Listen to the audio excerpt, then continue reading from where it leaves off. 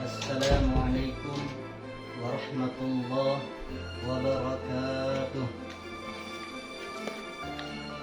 Alhamdulillah, nahmaduhu wa nasta'inuhu wa nastaghfiruh, wa na'udzu billahi min shururi anfusina wa sayyiati a'malina. May yahdihillahu fala mudilla lahu wa may yudlilhu fala hadiya lahu. Asyhadu an la ilaha illallah wa ashhadu anna Muhammadan abduhu wa rasuluh la nabiyya ba'dah.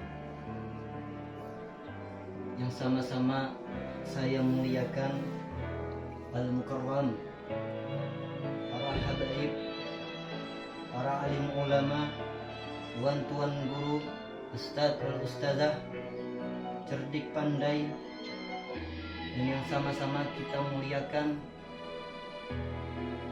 khususan Mudirul Ma'had. Kita doakan mudah-mudahan Allah panjangkan umur beliau di dalam ketaatan kepada Allah Subhanahu wa ta'ala. Dan kita doakan mudah-mudahan Allah lancarkan urusan beliau beserta keluarga beliau, baik urusan dunia maupun urusan akhirat. Amin ya rabbal alamin. Alhamdulillah, kita bersyukur kepada Allah Subhanahu wa ta'ala karena dengan limpahan rahmat kita bisa berkumpul di tempat mulia, di tempat yang mana tatkala kita berkumpul di tempat ini Allah turunkan rahmat kepada kita, tempat yang mana tatkala kita berkumpul di tempat ini Allah ampuni dosa kita. Syekh Abu Bakar Al-Kinawi di dalam kitabnya Fathur Rahimur Rahman, beliau menyebutkan daripada fadilah orang yang hadir di majelis ilmu, fadilah daripada orang yang hadir di majelis ilmu, yakni idza kharaja min manzilihi nazalat alaihi rahmah. Tatkala ia keluar dari rumahnya, maka Allah akan turunkan rahmat kepadanya. Kullu qadamin yarfa'uha wa yadhamha kafaratun lidunub wa raf'an lidarajat. Setiap langkah kaki orang yang mau menuntut ilmu, yang ia angkat dan yang ia letakkan itu penebus daripada dosa-dosanya. Waraf'an lidarajat, dan Allah angkat derajat. Hadirin yang dimuliakan Allah Subhanahu wa ta'ala, tidak lupa juga salawat beserta salam kita hadiahkan kepada roh junjungan alam, yakni kepada baginda Nabi Muhammad sallallahu alaihi wasallam, bil kalimah Allahumma shalli ala sayyidina Muhammad. Al-Imam An-Nawawi di dalam kitabnya Nasaihul Ibad bahwasanya Nabi Muhammad sallallahu alaihi wasallam bersabda, "Alaikum bimajalasatil ulama wastima'i kalamil hukama. Innallaha ta'ala yuhyil qalbal maita binuril hikmah kal yuhyil ardal maita bima'il matar." Kata Nabi sallallahu alaihi wasallam, "Alaikum bimajalasatil ulama." Wajib atas kalian untuk duduk di majelis orang alim. Siapa itu orang alim? Orang alim yakni ialah orang yang berilmu dan mengamalkan ilmunya. Itu orang alim. Terus kata Nabi, "Wastima'i kalamil hukama," dan mendengarkan perkataan-perkataan orang-orang ahli hikmah. Siapa itu orang-orang ahli hikmah? Yakni orang-orang yang ma'rifat kepada Allah Subhanahu wa ta'ala, orang yang mengenal kepada Allah Subhanahu wa ta'ala. Dengarkan kata Rasulullah, perkataan orang tersebut kata Rasulullah. Kenapa Rasulullah mewajibkan kita untuk duduk di majelisnya orang alim, terus mendengarkan perkataan-perkataan orang ahli hikmah? Karena kata Rasulullah, "Innallahu ta'ala yuhyil qalbal maita binuril hikmah." Karena Allah Subhanahu wa ta'ala akan menghidupkan hati yang mati dengan cahaya hikmah. Apa itu cahaya hikmah? Cahaya hikmah ialah ilmu yang berkah itu. Sebagaimana kal yuhyil ardal maita bima'il matar, sebagaimana Allah menghidupkan bumi yang mati dengan air hujan. Hadirin wal hadirat yang dimuliakan Allah Subhanahu wa ta'ala, Syekh Utsman bin Hasan bin Asy-Syakir Al-Khuwairi di dalam kitab Durratun Nasihin bahwasanya Nabi sallallahu alaihi wasallam bersabda, "Man hadara majlisal alimi fi Ramadan kataballahu ta'ala lahu bikulli qadamin ibadata sanatin wa yakunu ma'i tahtal arsh. Kata Nabi sallallahu alaihi wasallam, man hadara majlisal alimi fi Ramadan, barang siapa yang hadir di majelis orang alim tatkala bulan Ramadan, kataballahu ta'ala lahu, maka Allah akan menuliskan kepadanya bikulli qadamin, setiap langkah kakinya, apa? Ibadah sanatin, akan ibadah 1 tahun. Wa yakunu ma'i, kata Rasulullah, dan ada siapa dia, itu bersamaku, kata Rasulullah, tahtal arasy, di bawah aras. Subhanallah. Hadirin yang dimuliakan Allah Subhanahu wa ta'ala. Oleh sebab itu, hadirin wal hadirat yang dimuliakan Allah Subhanahu wa ta'ala, oleh sebab itu, mumpung sekarang kita berada di bulan yang mulia, yakni bulan Ramadan, bulan penuh dengan ampunan, bulan yang mana tatkala kita beramal ibadah itu akan dilipat gandakan. Orang-orang soleh dahulu, mereka tatkala datangnya bulan Ramadan, mereka gembira, mereka senang, bahkan jauh-jauh hari mereka telah meminta, memohon sama Allah, berdoa di setiap solatnya, Allahumma barik lana fi Rajab wa Sa'ban wa ballighna Ramadan. Ini orang semacam ini tatkala masuknya bulan Ramadan, mereka senang, maka Allah akan haramkan jasadnya masuk ke dalam api neraka. Kata Nabi sallallahu alaihi wasallam, man fariha bidukhuli Ramadana harramallahu jasadahu niran.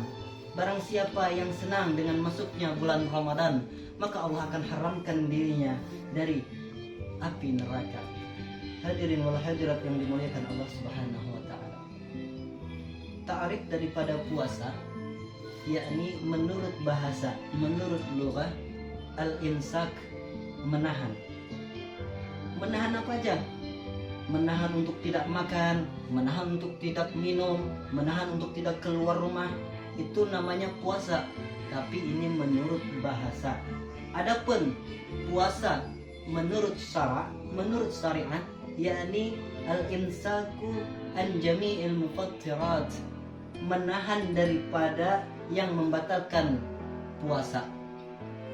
Contohnya makan, minum, dan mencegah daripada masuknya benda dunia ke rongga yang terbuka, dan lain sebagainya. Sejak kapan kita menahan? Min tulu'il fajri ila ghurubi syamsi, dari timbulnya fajar sampai tenggelamnya matahari, di situ kita menahan. Kalau sudah kita tahan sesuatu yang membatalkan puasa, perlu kita ketahui ada sesuatu yang perlu kita jaga, yakni menjaga pahala puasa tersebut.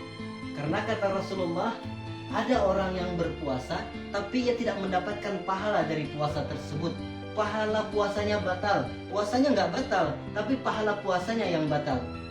Kam min shaimin laisa lahu min siyamihi illa al-ju' wal aqas.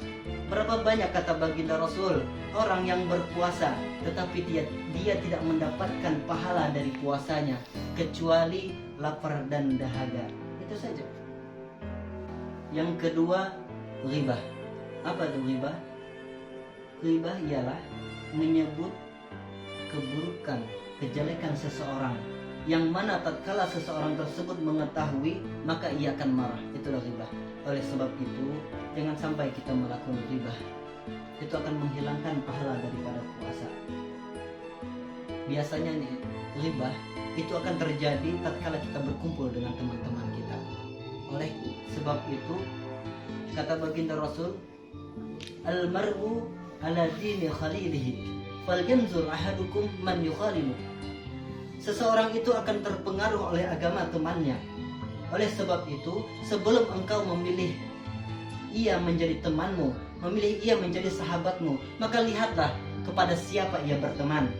Kalau temannya itu orang-orang yang soleh, orang-orang yang sering berjamaah, orang-orang yang sering duduk di majelis ilmu, itu yang dijadikan kawan.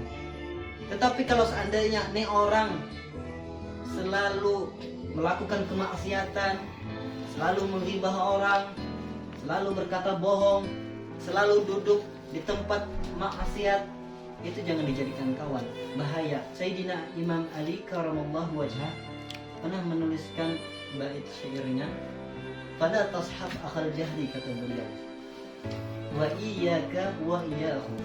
Jangan berteman kepada orang yang bodoh. Wa iyyaka wa iyyahu. Karena engkau akan celaka dan ia pun akan celaka. Wa kam min jahilin arba haliman hina wa khahu. Berapa banyak, kata Sayyidina Ali, orang yang bodoh telah merusak orang-orang yang bijak tatkala berteman dengannya. Siapa itu orang bodoh? Orang bodoh di sini yakni orang yang bangga terhadap kebodohannya. Orang yang bangga terhadap kebodohannya itu disebut dengan orang bodoh. Oleh sebab itu jangan berteman dengan orang yang bodoh. Hadirin yang dimuliakan Allah Subhanahu wa taala. Oleh sebab itu kalau kita berteman kepada orang-orang yang baik, insya Allah kita akan terjaga dari perkara-perkara yang akan menghilangkan pahala-pahala puasa kita. Jangan pahala puasa kita. Sayyidina Imam Ali karamallahu wajhah, beliau pernah berkata, kata beliau, "Inna akhakal haqqa man kana ma'ak, wa man yadurru nafsahu liyajma'ak." Sesungguhnya teman sejati adalah orang yang selalu bersamamu dalam suka dan duka, serta ia tidak segan mengorbankan dirinya untuk dirimu. Waman idza raibuz zaman sada'ak shattata fika samlahu liyajma'ak. Dialah orang yang saat engkau diterpa goncangan zaman, maka dengan segala kemampuannya dia akan mengorbankan dirimu serta tidak segan untuk membahayakan dirinya demi keselamatan dirimu. Itulah teman sejati. Tatkala kita lalai daripada Allah Subhanahu wa taala, ia akan mengingatkan kita. Oleh sebab itu, beruntung bagi kita yang memiliki teman yang mana teman tersebut amal kebaikannya lebih unggul daripada kita. Amal kebaikannya itu lebih tinggi daripada kita. Hadirin yang dimuliakan Allah Subhanahu wa taala. Sedikit yang bisa saya sampaikan. Apabila ada kesalahan, saya mohon maaf. Akhirul kalam. Assalamualaikum warahmatullahi wabarakatuh.